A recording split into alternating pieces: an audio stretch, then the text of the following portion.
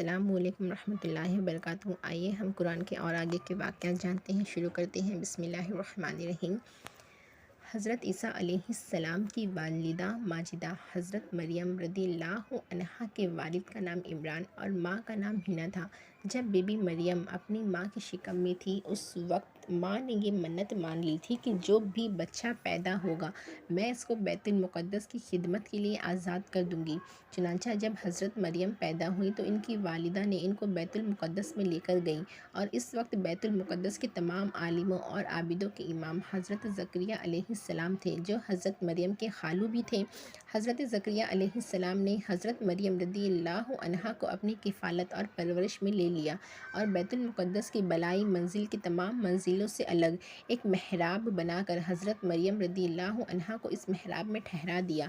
چنانچہ حضرت مریم رضی اللہ عنہا اس محراب میں اکیلی خدا کی عبادت میں مصروف رہتی تھی، اور حضرت زکریا علیہ السلام صبح و شام محراب میں ان کی خیر گیری کا انتظام کرنے کے لیے آ جاتے تھے۔ چند ہی دنوں میں حضرت مریم رضی اللہ عنہا کے محراب کے اندر یہ کرامت ظاہر ہوئی کہ جب حضرت زکریا علیہ السلام محراب میں جاتے تو وہاں جاڑوں کے پھل میں گرمی کے پھل اور گرمی کے پھل جاڑوں میں پائے جاتے تھے۔ حضرت زکریا علیہ السلام حیران ہو کر پوچھتے ہیں کہ اے مریم، یہ پھل کہاں سے تمہارے پاس آتے ہیں؟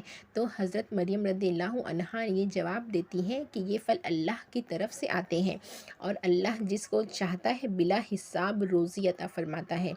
حضرت زکریا علیہ السلام کو خدا بند قدوس سے نبوت کے شرف سے نوازا تھا، مگر ان کی کوئی اولاد نہیں تھی اور وہ بالکل ضعیف ہو چکے تھے۔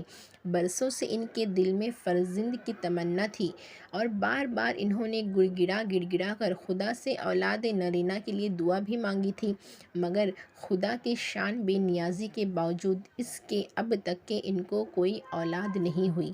جب انہوں نے حضرت مریم رضی اللہ عنہا کے محراب میں یہ کرامت دیکھی کہ اس جگہ بے موسم پھل آتا ہے، تو اس وقت ان کے دل میں یہ خیال آیا کہ میری عمر اب اتنی ضعیف ہو چکی ہے کہ اولاد کے پھل کا موسم ختم ہو چکا ہے، مگر وہ اللہ جو حضرت مریم کی محراب میں بے موسم کے پھل عطا فرماتا ہے، وہ قادر ہے کہ مجھے بھی میں بے موسم کی اولاد کا پھل عطا فرمائے گا۔